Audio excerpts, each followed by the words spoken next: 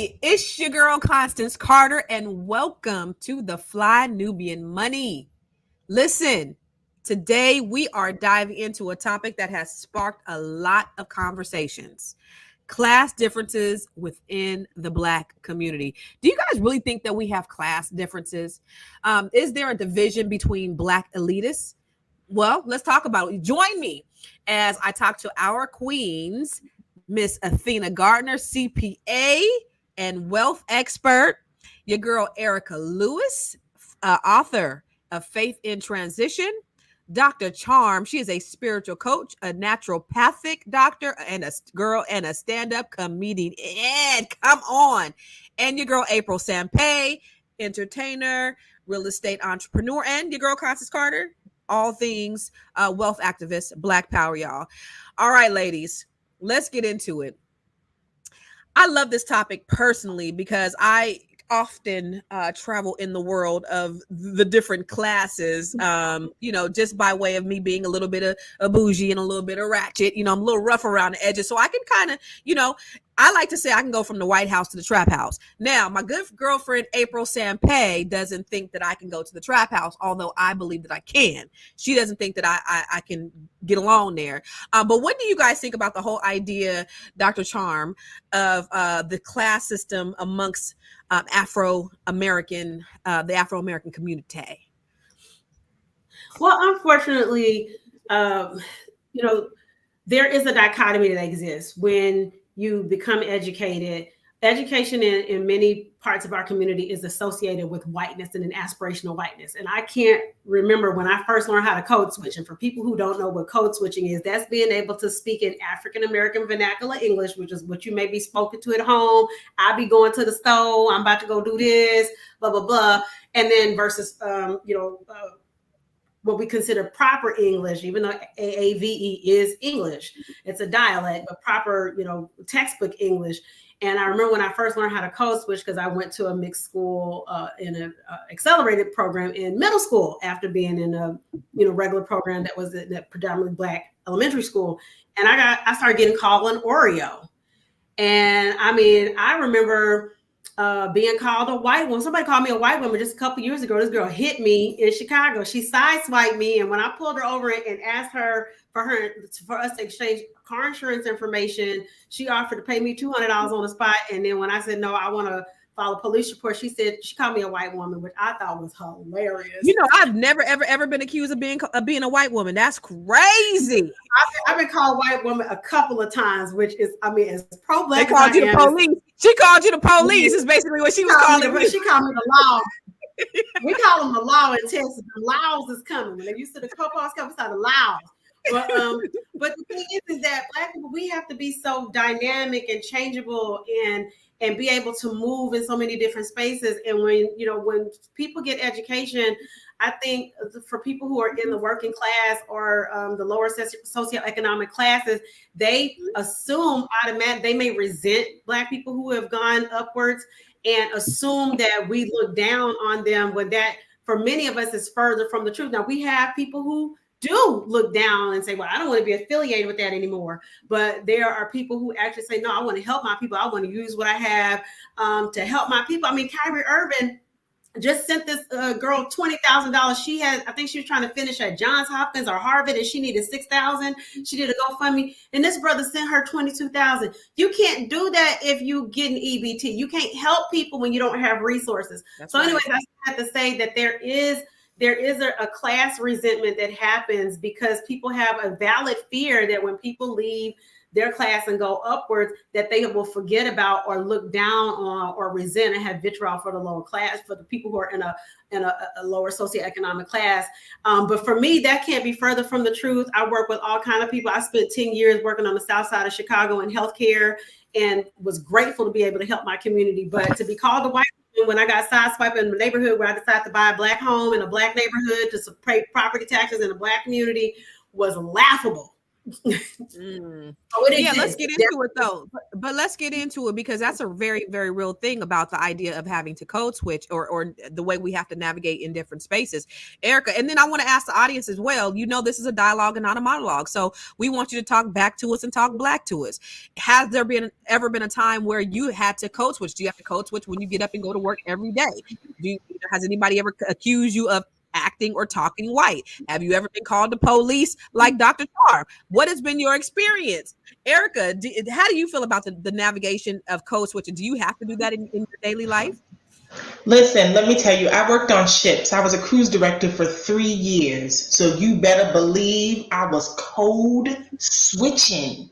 Not only was I on ships, but I worked for a Dutch cruise line. Okay? Oh, sis, yes. Clutch all the pearls, clutch them, gather them.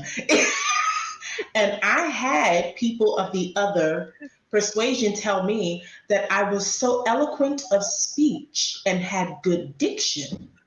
Woo! Yeah. Wait. I need you to stop. Wait. I just need to ponder. Stay right there for a minute, Erica, because you know that is a thing that chaps my black hide. Is when somebody says, "Wow, Listen, I am writing a book based upon my experiences on ships. But yes, I was told, and this was my first contract. I was greener than a blade of grass. I was told, oh, you're so eloquent of speech and you have good diction. Now, here is the thing that was really mind-boggling for me, is that I was told that I could not be African American, that I had to have been either from Nigeria or some other country because I was eloquent of speech, and that Black American women were not able to tap into this level of diction. Lord have mercy, Jesus, Yes, you burning my feet right now. Come on. I was told this, and this is no disrespect or disregard to any of my sisters from any other, because Athena, I love me some Athena. I love all my cultural sisters, but it is unfortunate that the disparaging remarks that we get as African American women is that we don't speak well unless we're from some other dynamic, unless we are from some. That has solely to do what happens in the media, and we're gonna talk about that too, because I want to talk about how pop culture, how media influences the way people see us and the way we see ourselves. We're gonna talk about it, but girl, talk about it. Yes, so I did that for 3 years, and in the beginning it was hard, but I was a music major, so I studied voice. So there is my speaking voice, and then I got my speaking voice, and I'm talking to my mama. So so you have your singing voice, and then you got your sitting home when you're talking with your mama. But people don't understand that. And when being told like, oh, you act like you're white, my mother was told that. She's been told that 3 times in my life that I know of, that my mother acts as if she's white, or maybe, raised by white folks. That is the idea that talking proper has to be associated with white. We got to get that out of our vocabulary. We have to get that out of our vocabulary. We're denigrating ourselves when we say that we are incapable of speaking the King's English, the Kang's English. I think the Kang's English. Come on, Lord have mercy. Okay, April, let's talk about you having a code switch. Do you ever feel like that? Being in entertainment, or what's been your experience? The way I see it is, I can switch it up because I'm clever. The level of my talents is so hard to measure. Anything they can do, I can do better. Hey, why I glow up and stay there forever. Hey, do it. Yeah. This is where I think the issue is. The issue is that we look at it as code switching, right? No, I don't look at it that way. Even though that's what I call it, don't get it twisted. I look at it as the fact that we can communicate with everyone, but everyone cannot communicate with us. So that's how I look at it. Like, I can go into a room and I can talk to any and everybody, but everybody cannot come into my room. You see how that works? So that just makes us that much better. So as far as I'm concerned, everybody can sit all the way down. But that's just me. All right. I know y'all can't see me, but go ahead and talk about it, Miss Athena. Listen, so I often get accused of being this bougie little girl, always, and I do love the fabulosity. But I think that within Black culture, even if you try to rise above socioeconomic status and you will have some level of class around that, you'll still enjoy things that are quote unquote demonized as ghetto. I'm like, why do we have to demonize, and why do we have to, demonize certain things as ghetto or ratchet? Some days I like to listen to a Hans Zimmer soundtrack, and some days I like to listen to Sexy Red. Like, I think there's room for all of it. And I think that it is more so of like, as Black people, I think we have range, right? I think we have range more so than I think in other ethnicities and cultures. Do I think that there is some kind of class elitism that happens sometimes? I very much think so. That is the case. I do notice that, because if you're a smart Black person, if you're intelligent, if you try to rise above class and all this other stuff, first of all, no matter how much you do that climb or that trek to try to advance, the dominant society will remind your ass that you're still Black. So we're all in the boat from that standpoint, right? And the other thing too is that I wish that it was not the case, so that we don't feel the need that we always have to perform and be, in suit and tie, upper crust, like, bougie level, because sometimes I feel like you disconnect from the community in that way. And also, as much as people aspire to wealth, right, you can still connect with your community, and we're all experiencing some of the same things. Okay, maybe one person's paying rent and one person's paying mortgage, but you're still paying, right? I mean, you're still paying for something, right? So right. I think that there can be that resentment, and from both sides, I think that people who maybe identify more as ratchet or ghetto be like, oh, these people think they're better than us or whatever, and vice versa. But I don't think it necessarily needs to be there. Also, a man told me this, right? He said, no matter what, there ain't nothing wrong with a little ratch every now and then. So got to take it off. Put that wig on and get a little ratchet, baby. But one thing that I'm noticing, because it's always an issue, you were saying Sexy Red, and who was the other person that you were saying? Hans Zimmer. I love Hans Zimmer. And there's not a problem with that. My point is that I've noticed that people who might look like Hans Zimmer will be riding around and getting it, listening to the most ratchet of and what's the word that you used last week? The rachacity? I have a couple. So there's ratchicity. There's also the ghetto rocky. So that's like ghetto liberal. That's ghetto fabulous. Ghetto rocky. Okay, the word for the day is ghetto ratchety. Ghetto rocky. But what's mind-boggling to me is that when our counterparts are listening to this. But that's kind of my point. That's the part that it makes my ass itch personally. It upsets me to the highest level, because you look down on me if I'm listening to Sexy Red, but it's okay for you to be whopping it all over the place. I do know that is not a Sexy Red song. I just wanted to put it out there. It just kind of went with what I was saying. That's Kindred. That's Kindred, right? Well, I was saying, wow. There's some hope. Hey, but you get my point. How is it that you're able to all of this stuff right? Yeah, she got all of this stuff. But it just angers me to my core how it is. It's okay for you to ride past me in your Bentley or whatever the case is. But if I'm riding around in my Aston Martin, you're looking at me like, how dare you?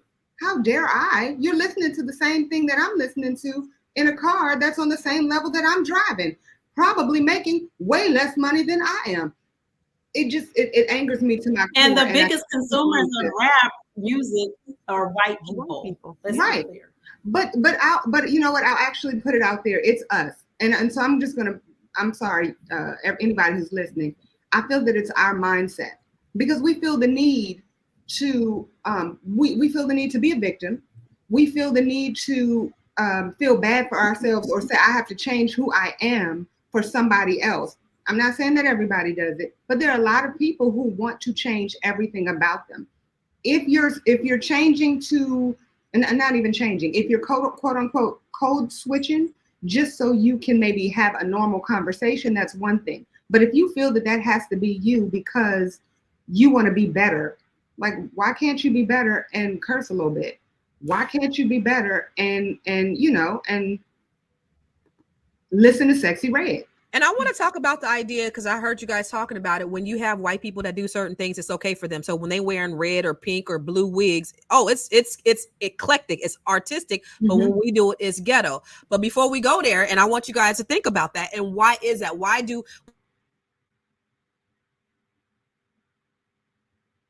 we allow societal norms or unnorms to dictate how we live our lives or determine whether we're ghetto or not? But for those who are just joining us, it's the Fly Nubian Money on the Fly Nubian Queen. And I have these beautiful queens. Yes, I said queens here talking to us about class, about classism, about the elitist, about the non-elitist, about bougie versus ghetto, quote unquote, ratchet versus bougie, from the White House to the trap house, all of those things. We got Dr. Charm, we got April, we got Athena, and we got Erica.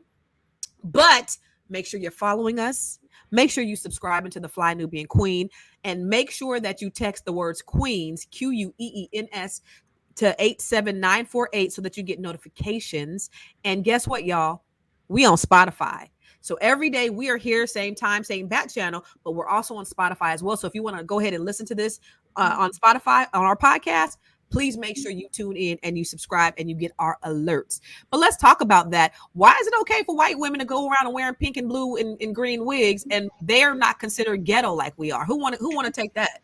I want to take it because I remember in the 80s when Cyndi Lauper had 12 different colors in her head, and it was O to the K. It was okay. But here come Little Kim, here come Cardi B, here come Nicki Minaj, and everybody got their nose turned up. Everybody got something to say. But it's like, no, we made Cyndi Lauper a household phenomenon. We actually funded this woman's lifestyle because we listened to her music and mimicked her hair with Kool-Aid. Who did the Kool-Aid? I did the Kool-Aid. So if it wasn't for us as Black society embracing that 80s genre, would there be pink, red, and green and purple wigs for the girls to be wearing now? I don't think so. So I think it's really unfortunate that it's okay on the left, but not okay on the right. And honestly, we do judge each other. We do look at each other and go like, well, she got on a purple wig. This is not the kind of, why is she bringing inside, outside, and outside, inside? We just have got to learn to just let each other be and be who we are in our space. Because you know what? The time that seems appropriate for you may not be the time that's appropriate for me. So I think, acknowledging and embracing each woman as each woman comes, I think that's where we need to get to that place. But, that's each woman's journey. Ella Mack said being creative and being trashy are two very different things. What you think about that, Dr. Charm?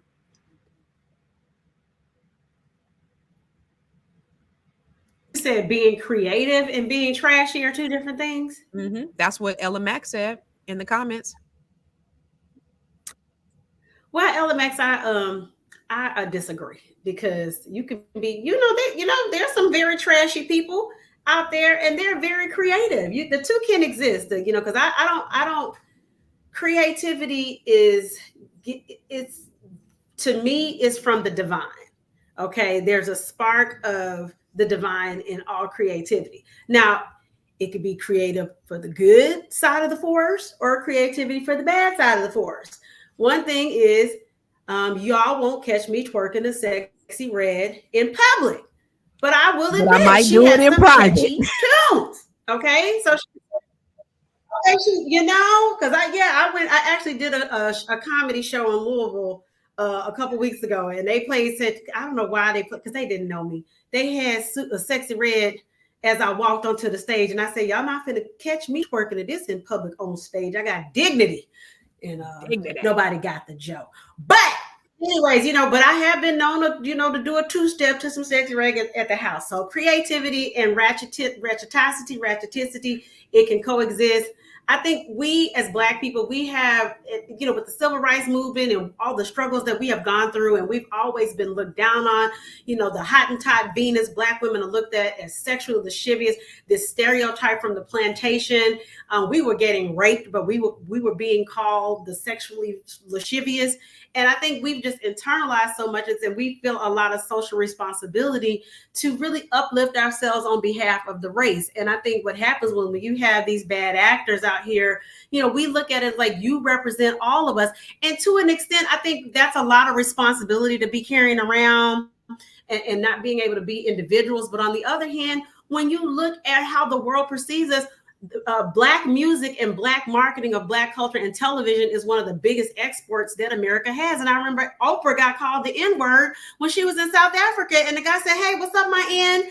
And she was like, I guess somebody pulled him to the side. They're like, "You're not supposed to say that to people." And he's like, "But I saw it on TV." So, you know, you just, I don't know. Yeah, and we're going to get into how, again, media has really influenced our lives as Black people. But Athena, I see you over there twerking. What are your thoughts about us owning the word ghetto, though? Because, you know, I remember when they started talking about you might be ghetto if you're this, you might be ghetto, that, you know, they use it in the playful terms. And then we started owning that word. And then I even seen Black people getting mad when white people say that they're ghetto. You ain't Black. Why does everything bad have to be synonymous with being Black? You know, we call ourselves the N-word. We call ourselves ghetto. And then we get mad when other people use those terms like we own those derogatory terms. Why is that? I think we have a very complex relationship with those terms or things that were created to oppress us and negatively categorize us, right? And I think that we've, as a group, have taken mostly the stance of, okay, let's take ownership of these things. And it doesn't necessarily need to be anything that we need to own per se. But I don't judge anyone, because I've had friends and people and family in my life on both sides of the spectrum that don't use the word ghetto, N-word, or anything. And then I have people who are on the other side of the spectrum that be dropping ghetto N-word every 2 seconds. So I think that within the confines of this conversation, as we're talking about bougie and ghetto and challenge the stereotypes of Black people and Black women, that we learn to look past these labels and categorizations and get down to the human level. Because I feel like even with the grand scheme of everything outside of just this conversation, like politics and everything, I feel like we're losing our humanity because we are just so focused on being critical of others. And where that comes from, I feel, is that the need to feel better than someone, the need to feel better than someone to make yourself feel good or to elevate yourself. And that is not necessary. And the other thing I also want to expound on, maybe ask you guys, is that I've always felt like, why do we even need the need to separate or to feel better than someone is even there? And do you also, because what I've noticed is that whether you're bougie or not, it doesn't necessarily translate into being treated better all the time. Like there have been instances in life, I can even use dating as an example, that you would think a man would behave a certain way because I'm dressed as this sophisticated woman and he shows his old ass. So it doesn't, how you look, why there does have some implications, does not guarantee certain things. It doesn't guarantee anyone's going to respect you. Yeah. There's a lot of respectability politics between the bougie and the ghetto and the ratchet and the this and the that. Yeah. And to your point, us thriving on this idea of the negative connotations, whether even if it's good, like bougie is supposed to be bourgeoisie, like you are upper class, but that's also a negative word for us. It's not considered to be a good word. And then you have things like when we call ourselves bitches and we call ourselves niggas, and everything that we call ourselves is bad.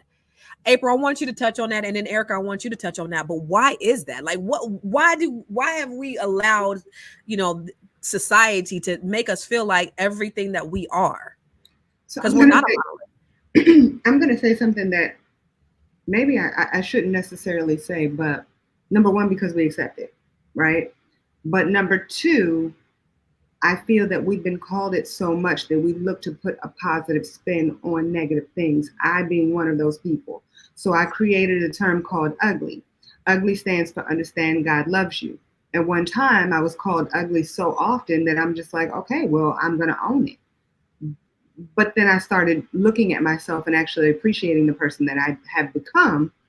And I said, I'm going to change what it means. Well, right? Did they call you ugly because you're bald headed? Why'd they call you ugly, April? They called me ugly because I was ugly. You asked nothing. I don't even see how I mean, I've shown you pictures. You've seen pictures, Lord.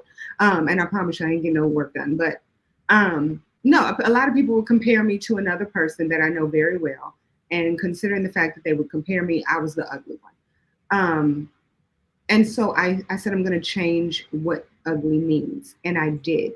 And so I think that that's what a lot of Black people do. They'll say, you know what? I'm going to change. It's not with the ER, it's with an A. And so that way I can feel better about talking to my people and my people are showing love to each other. As long as you don't have anything negative behind the word bitch, it's like, hey, that's my bitch. That's my girl. That's my homie. It's okay. But if you say it and you have the wrong tone and your body language ain't body languaging, then what you said before, it's going to be some choir singing and some flowers bringing. Some slow singing and some flowers bringing. Slow singing and Lord Jesus, April. So that part. All of it. Erica, what do you think? You know, I'm gonna be 51 on Sunday, and I'm 51. Good girl, you better do it. Gallon of water every day. Birthday. Thank you, Leo season. Come on, let's go, Leo. It took me, and I'm still trying to deal with it. So bear with grandma. That word bitch, because see, back in the 80s, right, that's fighting words, baby. Guard your grill and knuckle up if the word bitch came into existence during any conversation. I don't care if we was playing the dozens. I don't care if we was jumping rope. That word bitch meant fist up. So I have not embraced a lot of terms of endearment that we have started throwing around in our culture. And to flip on that, the first time that I heard the word nigga being used in my family was when I went to go visit my cousin. I had my mother didn't use that in the house. My father didn't use it in the house. But when I went to go see my father's family, they were like, "Oh, nigga, go get this. Oh, nigga." And I was like, "Oh, wait a minute. Like, wait a minute." And I said, "Grandma, y'all cuss it." And she said, "That ain't no cuss word." So, it was, it's a cuss word in my house. And it depended upon. I'm the only one that can curse. So, there were a lot of, and there still are a lot of terms of endearment that we toss around that I have yet to embrace because of the time that I grew up in. And, the way, the younger generation embraces the word bitch and just uses it as a way. I remember when Missy Elliott did her song, "She's a bitch," and it was just like, oh, she said it. And she killed it and she owned it. And, big shout out to Missy because it is definitely working for her now. Y'all see that tour? But, just to, those terms of endearment, we have been as women, especially women, ostracized for thinking for ourselves, for standing up for ourselves, for, taking back our power, for being called ugly. I know that growing up, I was called fat, black, and ugly. I had the 3-hit quitters. So I totally understand. Fat, black, and ugly. So I totally understand what that's like to have those negative terms, thrown at you, spewed at you, and you have to take that and turn it around, or I'd probably be sitting somewhere in the corner hugging myself and rocking in a straitjacket. Yeah. But a lot of terms of endearment that we have thrown out here, they're not endearing. They're actually damaging. The scripture says power of life and death is in the tongue. So we are unknowingly killing ourselves a little bit every day by some of the endearing things that we say to each other and to self. Come on, let's talk about life. Go ahead. Well, I was just going to add to that because you said something about they called you fat, black, and ugly, right? And it's funny because now we call each other black, and that's actually, that was so negative. If somebody called someone black in the 60s and 70s, those were fighting words. Who you calling black? And now it's like, you know, I actually have a song that talks about the black man and how beautiful the black man is. You know what I mean? And it's the funny part is lately I'm like, I don't want to be, I don't, you know, it's nothing bad about being black. It's just the fact that if you actually go and read it in the dictionary, like the meaning behind it, like, wait, our color's not black. This is not. So it's like, no, I'm beyond that. I'm a queen. You know what I mean? So if you won't see my color, you're going to call me a queen as opposed to a color or whatever. You're not going to label me in anything. And it's disturbing because we are the only race of women that get hit with descriptions of complexions. You got, you know, ooh, look at red bone. Ooh, right. look at this one. No, look at that queen. I'm looking at you and I'm like, your color is ridiculously amazing. I'm queen.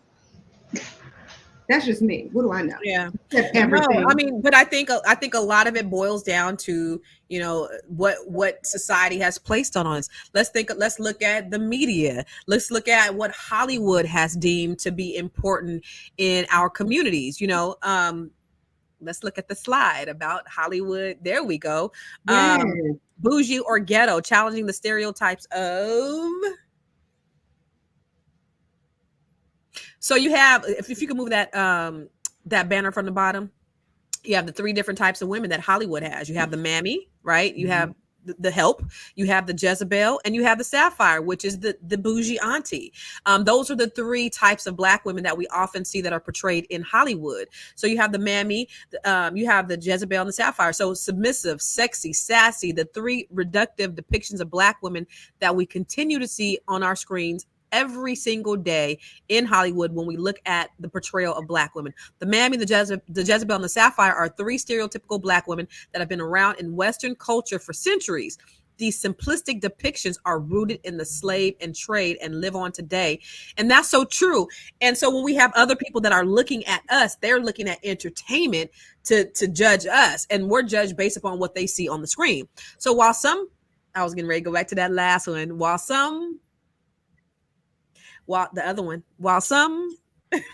the next one.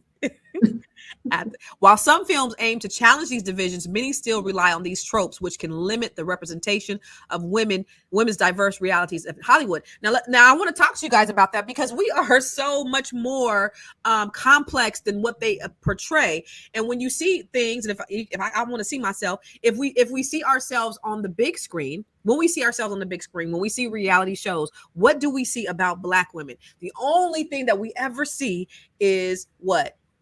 Arguing. We see fighting. We see the tea. We see reading.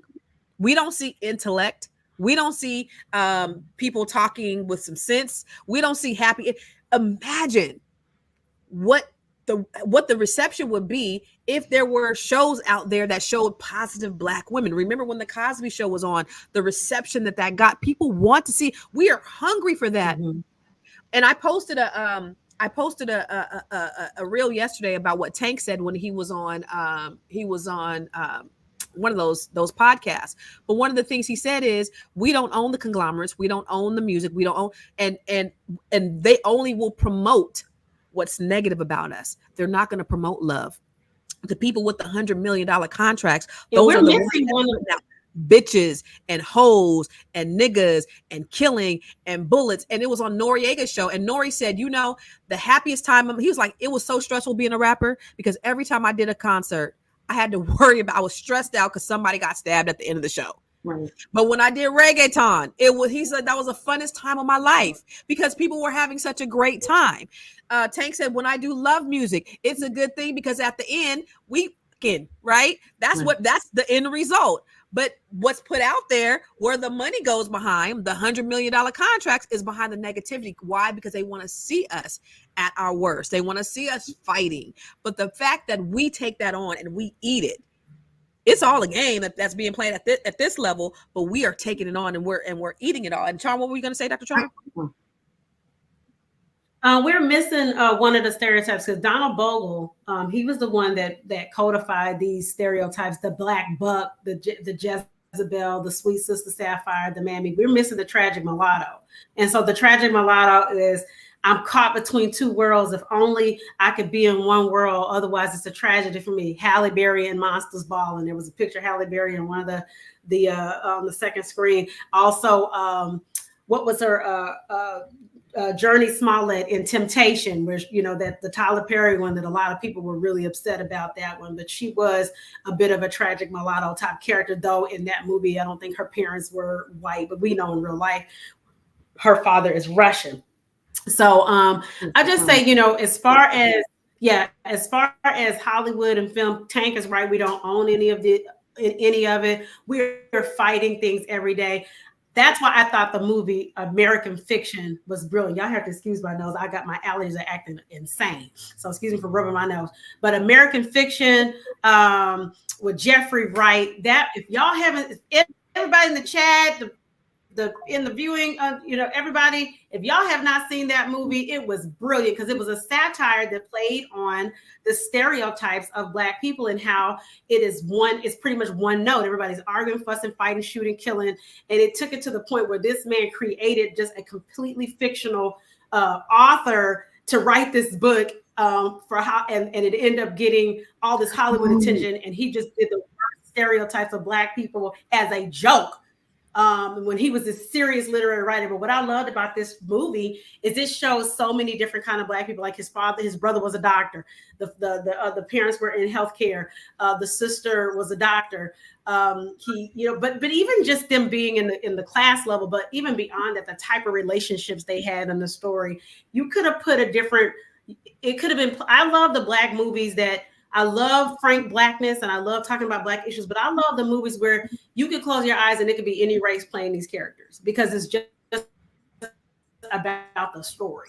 About, is it a love story? Is it a story about corporate intrigue? Is it a paper? So I love stories. Like Dr. Charm, a Tyler Perry formula movie narrative fan. You don't like that that recipe he cranks out? It works. They're all very Black women. Everybody's angry. No, can I make 2 points real quick? Yes. Number one, if anybody watches The Housewives, any Housewives, if you notice on Housewives of Atlanta, at one time they had Kenya, they had Phaedra, they had Candy. Now, with with Kenya is a college graduate, very highly educated, knows how to read people down to the gods, knows every word in the dictionary. And then you have a Phaedra, who I want to say she has 2 degrees, is constantly going back to school to get more and more education. Now, if you look at the Real Housewives of Orange County or the Real Housewives of New York or the Real Housewives of New Jersey, there is no education there. Yet they are treated with the highest level of respect. Come on. And so it is because of, and they are the ones who are throwing chairs. They're the ones who are throwing wine. They are the ones who are fighting, sleeping with each other's hoo-has and whatnot. And yet, when it comes to Real Housewives of Atlanta, the Black franchise, they're like, we want more negativity and we want more fighting and we want more wine throwing and everything else. And that's the only way you can stay on the show is if you are putting each other down. Right. No talk about your degrees or the level of education that you have. So that part. The second point that I want to make is when we're watching things on the telly or in the movie theaters, what is his name? Denzel. Good Lord. I'm like, it starts with a D. Washington actually talked about how they need more Black. Huh? What were you saying? Go ahead. Keep going. How we need more Black directors. Oh, I thought when you said D, I thought you were talking about Donald. Oh, no. Later, baby. When we look at like Goodfellas, for example, Martin Scorsese was able to really show how everybody's life was, because he was able to talk about his life. That's how he grew up. Martin Scorsese, Steven Spielberg, Schindler's List. Those are the two movies that he brought up. And it makes a valid point. When you live that life, you're able to direct how that is supposed to be viewed, right? And so everybody's not going to fall in those three categories in real life. So the reason that we have all those three categories on a regular basis is because we have somebody else telling us what our life looks like. And yep. No, but that goes. I want you to put up that statistic that said about the Hollywood writers. What percentage of Hollywood writers are actually Black? But go ahead and keep talking, Nate.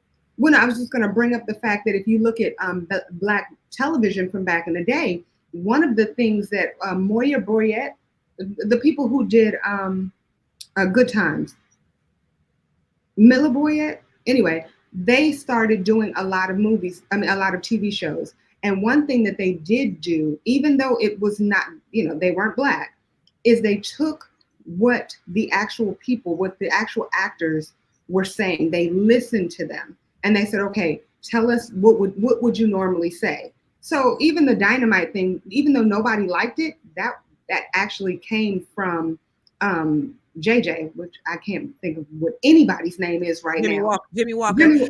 But to your point, though, is that they remember Esther Roll said she would not take that role if they did not have a husband, if she didn't have a husband, right? And they did everything that they could to get James off, and finally they got him killed because they did not want a Black father in the house, which is kind of reflective of what happened in society when they said that there could be no Black men in the home, and the breakdown of the Black family. Also, I think to your point, when you talk about movies, look at what Denzel got his Oscar for. He didn't get it for Malcolm X, which he was dynamic. He didn't get it for none of the other great, profound movies. What did he get it for? Training Day. Yeah. What did Halle Berry get her Oscar for? Monsters Ball. What did Will Smith ended up getting his for what? Brokeback Mountain. That was his first one.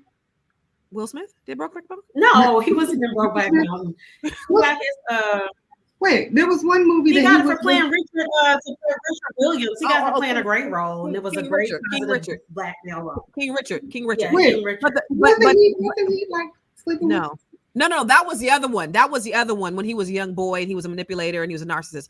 But 6 degrees of separation. 6 degrees, yes. That's what I said. But to your point though, that's what they're portraying that of us. And if I can go back to that slide where it talks about what the percentage of the writers are actually Black, and then it makes you wonder, Gwen, if we could put that slide up. As of 2022, approximately 13% of Hollywood writers were Black, according to the Writers Guild of America. When it comes to Black women specifically, they represented about 4% of the writers. So this is why we have the mammies. This is why we have the hoes, the bitches, the crackheads. This is why you see Black women represented in the way that they are, and not as the intellects. You won't see the Claire Huxtables. You're going to see the mammies. You're going to see the Foxy Browns. You're going to see the Shanae's. You're going to see the Aunt Esther's. You're going to see the Baps. You're going to see the angry Black woman. So it's very frustrating because we are not represented in the writer's room. And then when you talk about 13%, that being also 13% of the population, but is it 13% of the writers? So on a Black show, so only you have a Black show and only 13% of the writers of that show are Black. That's a real problem. That means you got 77% of the writers writing about Black experiences that are not Black. And that's a problem. And that's who's representing us. And that's why they're buying this narrative here in the US and across the world. But if you're listening right now, you are listening to the Fly Nubian Money on Fly Nubian Queen. And what I need you to do is make sure that you subscribe to the Fly Nubian Queen on Instagram, on Facebook, and on YouTube. Make sure you follow us. And also make sure you text the word Queens to 87948. Now let's get back into it, y'all. So what do you think about you being able to real quick, Constance, just real quick, they asked they were asking in the chat, and I was asked to say what was the name of the film, and the film is American Fiction. And it's got nominated for a bunch of Golden Globes, and I think maybe even an Oscar, but I think it won an Oscar. It was American Fiction. That was a good movie. Thank you, baby. Brilliant. I appreciate that, RJ. I think RJ McKenzie wanted to know, but let's go back to the bougie versus the ratchet versus the bougetto versus what was the word of today, Athena? Oh, the word of today is ghetto-rachi. Ghetto-rachi. Put together. Ghetto-rachi, baby. Ghetto-rachi. So let me ask you, Erica, would you consider yourself along the lines of the bougie or the ratchet? And I want to ask all of you guys. So I want you guys to think about that. You know, I think it determines on where I am and what the moment requires. Okay. Because there have been times where I have been in a bougie environment that required my ratchet to come out. Okay. Some people get out of order. And so sometimes you have to put I need to know where you leaning. I need to know where you more leaning, like on a daily basis. So when the 99 and the 2000s come on, what are you doing? Are you? But the dad. What are you doing? Look, I'm still stuck in the 90s. Me and Bove, I was down with Jay-Z all 10 of them summers. I was listening to Biggie. I was listening to Nas, and I still do. Nothing has changed. So you leaning on the ratchet side, on the left side a little bit. You leaning on the ratchet side a little bit. I'm kind of like straddle the fence. I need you to pick one, baby. We ain't straddling. I need you to pick one. Tell me. You know what? I like my ratchet because we was ratchet for so long. Okay. And listen, we're gonna turn that into a positive. So listen, it's all of it's positive. Whether you're bougie or ratchet, it's all in positivity. All right, Thina, where you leaning?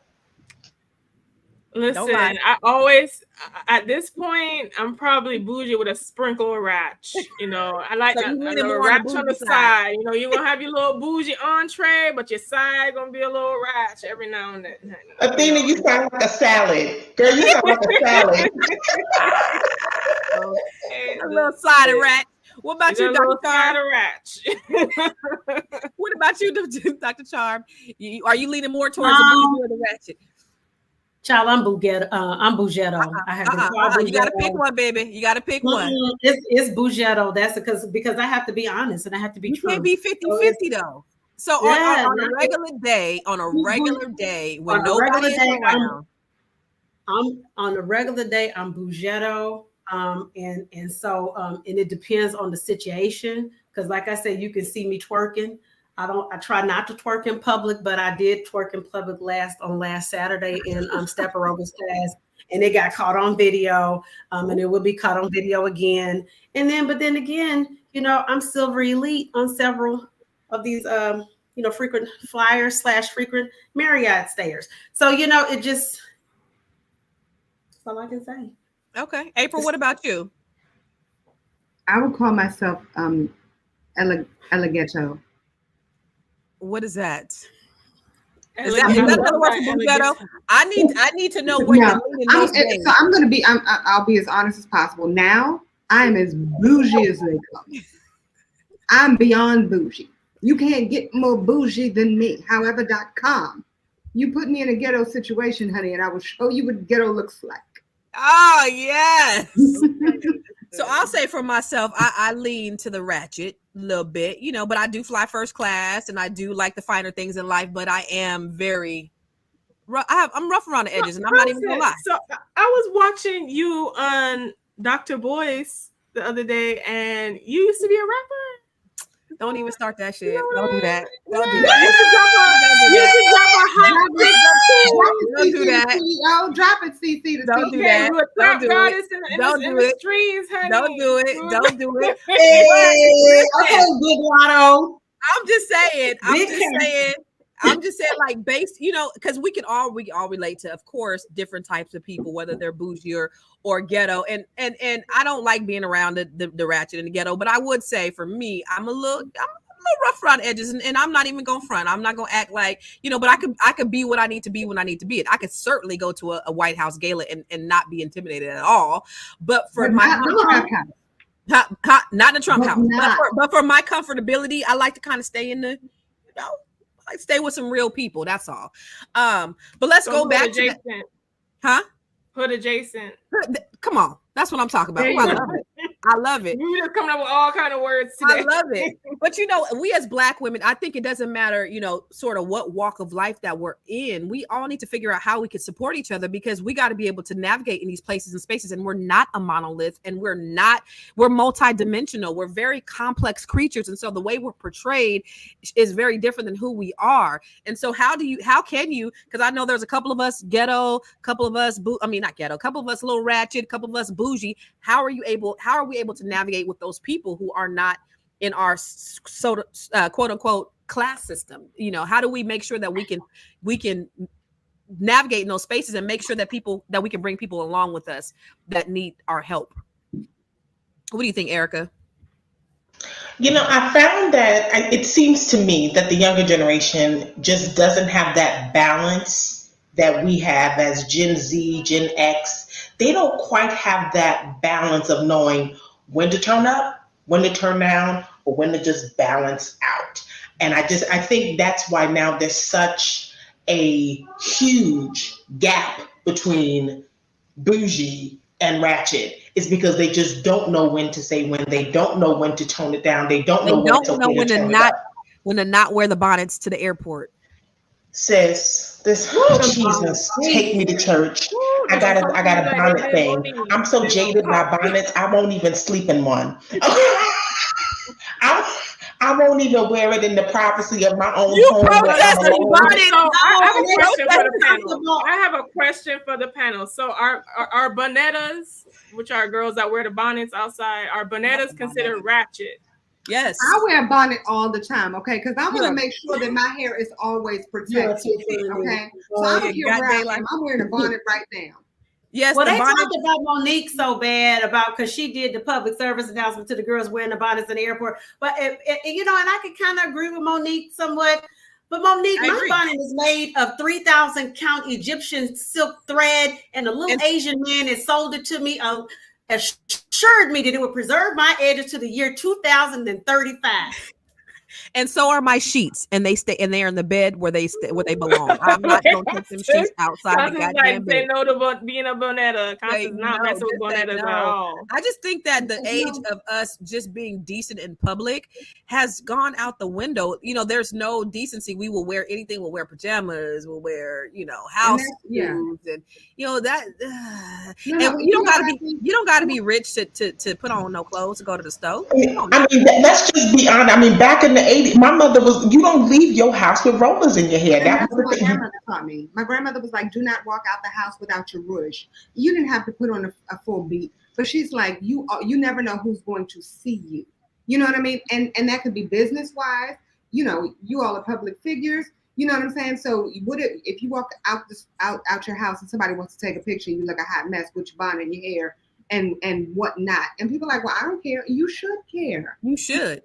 What happened to the soft woman? And I think that's the part that's missing. Sometimes we need to have a little bit of softness, a little bit of elegance, a little bit of class.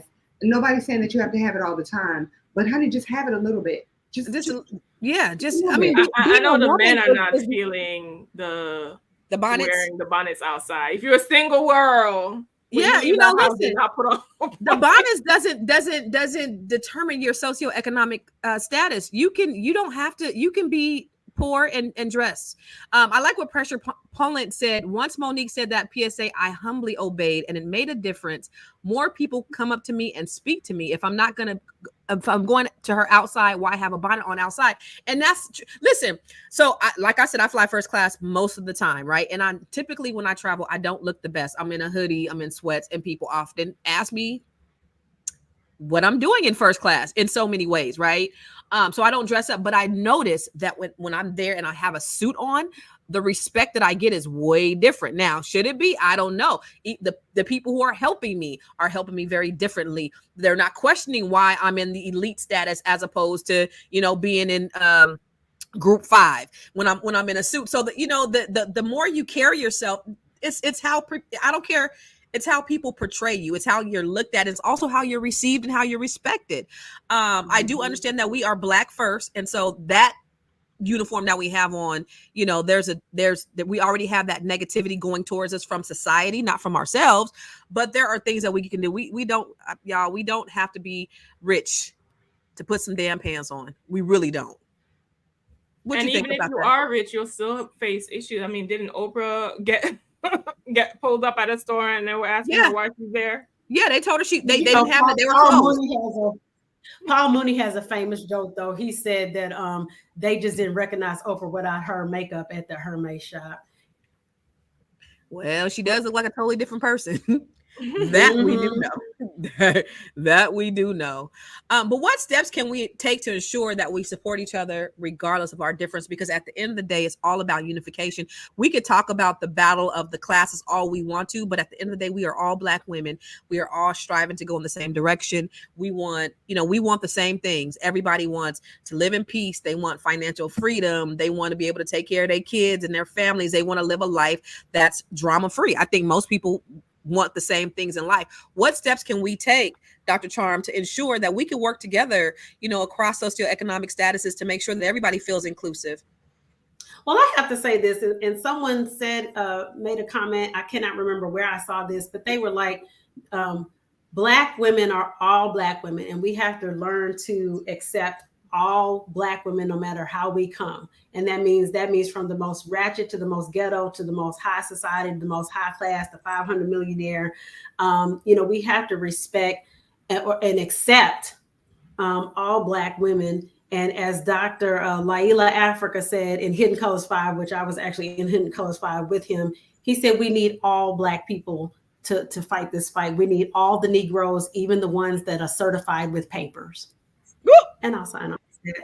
April, what do you think? I think there was a gentleman, Robert F. Smith, who paid for everybody's schooling at Morehouse, right? Yeah. And so he decided, because I have money coming out of my ass, I want to make sure that all of the children can start fresh, just like the other side, right? They're starting fresh. They don't have any bills. They don't have anything. That means that what he did was he gave back. And I think that that's something that we fail to do so often. We don't give back to the younger generation. And I think that giving opportunities, mentorship, and just being an all-around good person, I think that right there, just showing that you can be a good person and still be yourself. I think that that's something that needs to change. But mentorship, giving back, reaching to the next generation and saying, I am here, ask me, or I am here, you need help. And not making people feel bad about the fact that they're ratchet. Say, listen, you're ratchet, but let's be better. So let me show you some ways that you can still be ratchet, but be better at the same time. Amen. Amen. Thank God.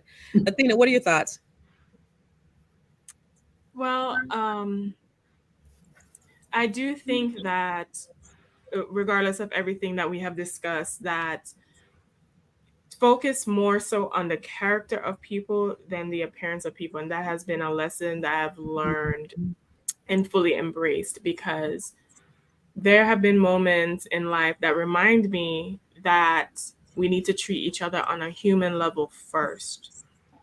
There were people who looked a certain part or were even, well-to-do and upper crust that didn't necessarily have the best character or were even willing to help me. And then there were people who were average or didn't look like they would do anything that fully embraced me and uplifted me. And I try to remember that when I'm engaging with people, and I try to meet people on a human level. Oftentimes I will meet people and they already have these ideas about who I am as a person. But then as we conversate and have these conversations, I see them relaxing and I feel them opening up to me. So the last thing I would say to our audience is to embrace that, yes, we do judge people and books by their covers, and that is a biological response and often a needed requirement, but also leave our minds open to people surprising us in a positive way. I agree. What about you, Erica? What do you think? I'm an avid reader. I'm a writer, so of course I'm a reader. And I want to share something with all of you that I I grappled with it for a long time because I had never seen it before, even though I read this book. It's a statement by Zora Neale Hurston in Their Eyes Were Watching God. It says, Black women are the mules of the earth. Black women are Black women are the mules of the earth. And she said, I began to grapple with imagery that statement elicited, whether one, I should interpret it as a praise for our strength, or two, a derogatory description that is symbolic of victimization and bondage. And a lot of times we take words and descriptions and use them as our mule to work us in society, to work us against each other, to work us away from our destiny. You have to have a keen sense of awareness, being self-aware, having knowledge of self. And once that is obtained, and once you are able to be comfortable within yourself, because there's so many of our young women that are not comfortable with themselves. Once you get to that place, then once descriptions are starting to be thrown around, you know what? You don't have to fall into any category. You can honestly stand within your truth and be you. But you first have to do that work and have a keen knowledge of understanding as to who you are. And hey, we can sit here and kiki and slap it up and like, hey, yes. But you know what? Because I know who Erica is. Right. I know who Erica is. I know who Erica is going to be. So once you have aligned yourself with who you are and that knowledge of self, then all of these other things just falls by the wayside. Oh, that's good. You know, I often think that, well, no, my experience in, you know, when I'm in places and spaces is people often think that I'm going to be some type of way. They think I'm gonna be stuck up and they're like, oh my God, I can't believe you're not stuck up. And I'm like, why? I'm just some chick from San Jose. Like I ain't nobody. I'm not anybody to be stuck up. I don't understand why you think I would be, but I understand, but I'm so not there. I love to sit down, laugh with people, have a good time, converse or whatever. And I think people have stereotypes about certain types of black women. And I think, you know, because sometimes we can be standoffish or sometimes we can be a certain type of way, but I think we should really practice and be intentional about being open, because we need each other. You know, these young girls need to see what it's like that, hey, look, even though she got it going on, even though she make a little money, she just like me. And that's, I don't ever want to move from that place because I know where I came from. I know, you know, I know the struggles that I've had. I know the losses that I've had and I know the gains. And so it's very important for people to understand, like, I wasn't born with no silver spoon in my mouth. I'm just like you, girlfriend. I just happen to make some good choices and good decisions. And I think we need to, us who have gotten to that other side of maybe a certain level of socioeconomic status need to reach back and show people that I'm the same. I have not changed. I'm going to say this last thing and then we can wrap up. But somebody said something like, I don't date ratchet women because it's not a good look. And I think it's very important to understand that, you know, how you show up in these relationships, because when we talk about wealth, when we talk about money, and this is about money, this is about wealth, this is about forwarding our community, it is about family. Because that's important. It is about learning how to be a good wife. It is about learning how to be a good mother. And so we have to learn, you know, maybe being that level of ratchet or ratcheticity is not a good thing for our communities in general, because then we're not being forward thinking. We're not being good women to our men. We're not being good wives. We're not being good mothers. What do you think about that in terms of dating? Maybe, you know, maybe some men like for women to hit them upside the head. I don't know. But, you know, what are y'all thoughts about that? Don't hit men upside the head. That is my thought. That's it? Okay. What do you think, Dr. Charles? Just say no to hitting men upside the head. Rephrase the question again. I'm just saying, you know, in terms of dating, and we're talking about moving our culture forward, and somebody said in the comments that I don't date ratchet women because it's not a good look or whatever. But I think it also, you know, training our women about, when I talk about being ratchet, I'm just talking about being a little rough around the edges, and, you know, I can get grimy a little bit, but in terms of being, you know, a good woman, a good mother, a good wife, you know, not being ghetto and, you know, being, you know, having some respect about yourself. Men love toxic women. I have seen men with ratchet women. They love a toxic, crazy woman. Some of them say the sex is better. Some say the sex. past the virtual collection. Ahead. No. Yeah. I will say this. So, I have to say this. As a person who dated. Oh, go ahead. No, go ahead. Let Dr. Charm finish. Yeah, and so that whole thing, because I was raised right. I was raised, going to church every Sunday on the Sunday school bus. I went to Vacation Bible School with the hot dogs and the hot dog water, them good chips and stuff. And raised where I went to my granny, and I was getting ready to go to school, and that skirt was 2 inches above the knee, and she sent me right back to go change clothes. I was raised that way, and I done seen these toxic, ratchet girls with the good pee. Suki with the good coochie. So all this, they're getting attention from it. I know it's corporate driven in the rap world, but still there's an element that there's men that likes these type of women. I mean, look at Dr. Umar just took a picture with Suki. They done dressed up and got her all cute and got her in her little Sunday school Easter maxi dress, and she taking pictures with Dr. Umar. This is a man with a doctorate. So you tell me that they don't like these toxic ratchet women when they like good coochie. Look, I'm not gonna do that. I'm not gonna be shaming people on being ratchet or not, because I got a little bit of both. But I'm not gonna lie. They like them ratchet ones. Wait, I have to say this though. But where I would agree, I also disagree, because I've had my fair share of guys who only have a mattress in the corner, and so the guy who has the mattress in the corner, is that guy is the exact same as the ratchet woman who has the good. Okay, I'm just putting that out there. I just want to make that clear. And so, with that being said, they only like they don't like the fact that they're in a bedroom. You don't like the fact that you're in a bedroom that with a mattress that doesn't even have a box spring. I'm putting it out there. But you enjoy the 2 hours of time that is spent, and you are ready to go home to your home that does not have all of the roaches and rats that are going that are flying by. That being said, no, he is not going to wife her. That is not what always happens. If you notice, the people who are, I think, more extreme are the ones who are typically not going to settle down with that person, and the person who is that right mix of the bougie and the ghetto typically ends up getting wifed. So do you think, what do you think, Erica? Do you think the men are wifing a girl to Suki with the good coochie? I think a big thing that is happening here, and I've heard several brothers that are talking about this, is that I don't know these women, the Sexy Reds and the Sukianas, that, this generation of women, they have poor hygiene. I don't care. I don't care how bougie. You saw that Sexy Red sex tape. I didn't see it, but I heard about that green stuff. Well, the twerk win, not fresh. Twerk win, not fresh. Where is baby Jesus? There was a charge. So what I'm not talking about a fire. I can't even catch my breath. Dr. Charm, I'm sure you've seen a couple of patients. Wait, Erica, go ahead, Erica. You have to have the elements of womanhood and being a lady. And that is what is missing.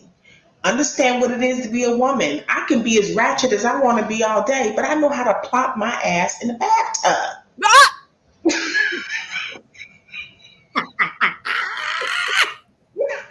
I use Ivory soap because it is faithful. You know what? And I'll also add, ladies, so since we're talking about good hygiene, I'll also add, you can also eat properly. What you eat, okay, you are what you eat, and sometimes things taste better when you are eating properly. Pineapples. If you have a poor diet, you are, when they say you are what you eat. So when you're eating poor, so is your mate. I'm gonna leave it at that. I just love where the conversation has been going today. Honestly, I didn't know that we were going to pull up this destination, but I'm glad that we are here. Constance, you have pulled me out of my comfort zone. Listen, that's what I'm here to do, baby. So when a patient comes and she's not smelling fresh, what you say? What Erica, that's what I'm here to do. What you say, Dr. Charm? I got a joke about it that I'm doing for the first time on Friday, and that's one of the reasons I quit practicing medicine, because I hate to do pap smears. It ain't nothing like the whole office smelling like catch of the day first thing in the morning. And you got to keep a straight face on top of it. Oh, see, and that's why. Listen, that's the reason why I go straight fresh in the morning, because I want to make sure I'm fresh. That's why I go first thing in the morning. You're not gonna give me after I had a hard day at work. Y'all heard Downey and April Fresh? Listen, okay, and I stand with that. You got to be April Fresh, damn it. Oh, that's bad. That's and it stinks up the whole.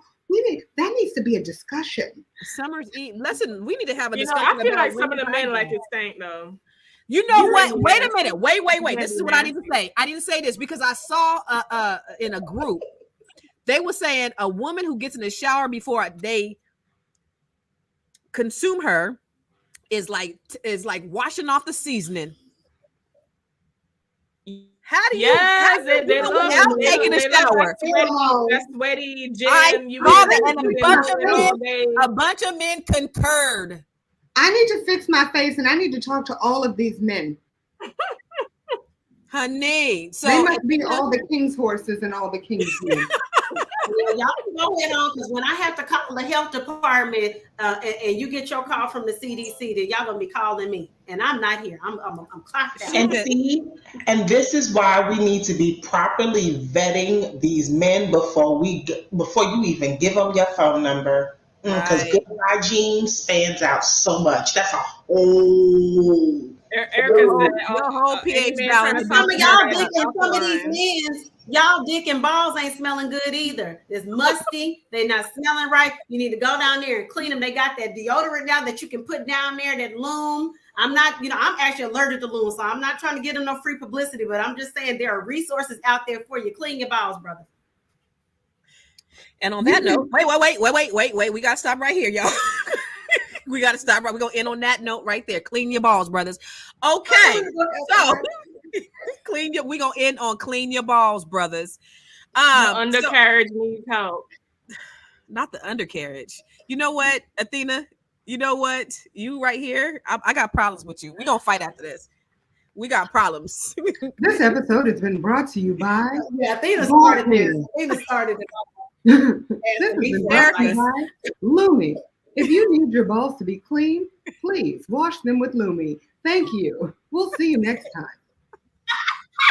Erica, give us your final words and where they can find you, please, because these women are out of control today.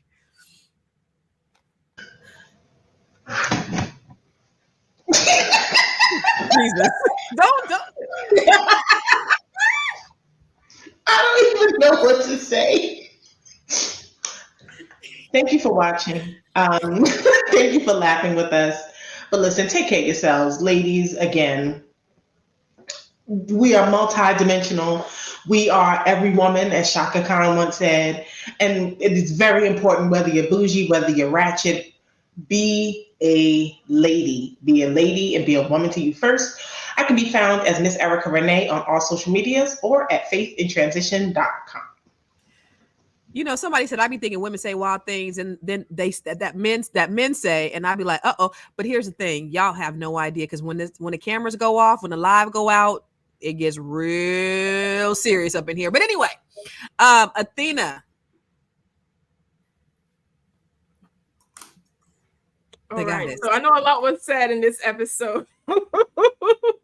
And I didn't know we were going to take it there, but final thoughts are this. Bougie or Ghetto, it doesn't matter. We're all Black people. We're all, having clearly similar experiences out here. Make sure that you keep it fresh, right, and tight, and make sure that the undercarriage is getting the much needed water and soap that it deserves, gentlemen.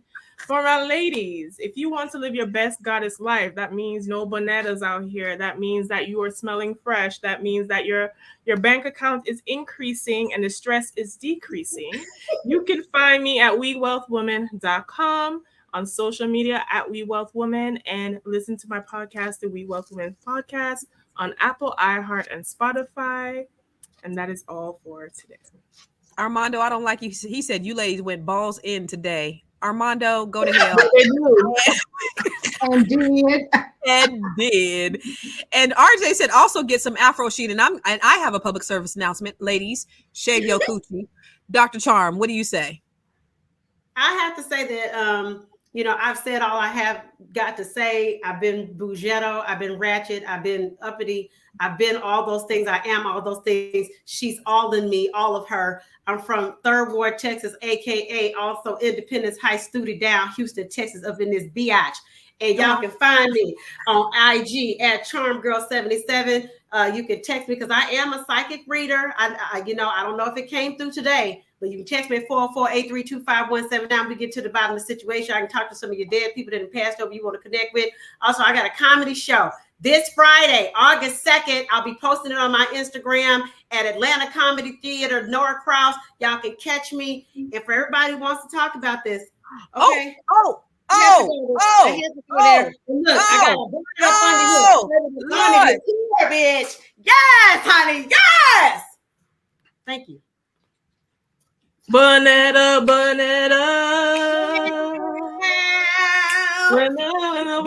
Wild today.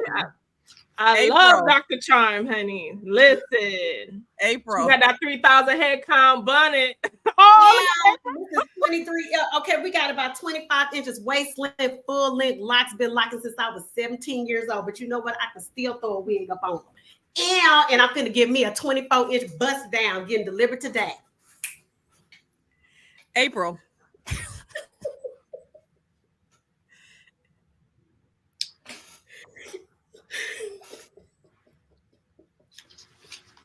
April like baby girl. Want to make sure if y'all gonna wear y'all bonnet, I'm showing mine. Damn it. Hello. First of all, thank you so much for joining us today. We've been very happy to have all of you. My final words are: be bougie, be ghetto, be you. Okay. But when you learn who you really are and love who you really are, please make sure that you teach one. Teach the next one, because we were talking about poor hygiene, and trust me, it's running rampant in these streets. So please, each one, teach one. You can find me everywhere at April Sampe. That's right, APRILSAMPE. You can also find me at Realtor April Foster. That's right, Realtor April Foster. If you need a home, I've got one for you. Look at God. That's crazy. Y'all, this was off the chain Who today. are you? And I much, huh? Who are you? I'm about to say it. Is that okay? Sorry. Oh, okay. And I want to just say that I really enjoyed. See, this is proof that Black women are not a monolith. We come in all different sizes, shapes, statuses, socioeconomic statuses. And here's the thing about that: it doesn't matter where you come from. If you bougie or if you ghetto. The at the end of the day, we all share similar experiences. We are Black and we are women, and we can work together. We can get along. We can have discussions. We can talk intellectual about elections. We can talk about cleaning your coochie cat. We can talk about making sure the balls smell good. We can talk about all those various things because we are not a monolith. And I love engaging with these intelligent ladies because we can sit down and have all those conversations. But where can you find me? You can find me on all things I Am Constance Carter on Facebook, Instagram, and on YouTube. And listen, I have partnered with the Black Business School. Tomorrow I don't know if you know, I built the largest Black-owned real estate firm in California. I'm a real estate investor and all of these other amazing things that God has blessed me with. But me and Dr. Boyce, we are putting together a real estate training, a free one tomorrow night, 8:30 Eastern, 5:30 Pacific, where we're going to be sharing how to get some real estate investment strategies in the next 90 days. How can you own some property and start investing and building your wealth portfolio? Get with me. Go to the blackbusinessschool.com and register. And also for Black women, again, we're all different from all over the place. I love Black women. I have a collective that's getting ready to start August 21st. It's called the Net 7 Collective. April was actually a part of the Net 7 Collective. And we have Black women from all over the country and all different walks of life that come together that are only interested in helping each other build wealth. And so if you're interested in this, please go to Book with Constance. I just opened my calendar up yesterday, bookwithconstance.com. I would love to talk to you. All right. So ladies, Y'all is crazy as shit. And the great thing is, see, we're not stuffy. We're not just sitting here pontificating ad nauseum about the political landscape of America. We can talk about cleaning your coochie. We can talk about Suki and Dr. Umar and making sure that your balls is fresh and making sure our pH balance is right. We can do all of those things because we are a complex group of people. We can talk about what's going on across the globe, across the pond. We can talk about all of those things. And today we choose to talk about yo stank ass. So thank you for tuning in to the Fly Nubian Money. And thank you for subscribing to the Fly Nubian Queen. We will see you tomorrow, same time, same bat channel. Peace. Oh, give me back the word of the day, Gwen. Word of the day. Word of the day. Ghetto. What was it, Athena? Ghetto ratchet. Peace out, y'all. Ghetto ratchet. Ghetto ratchet. Grow your money too.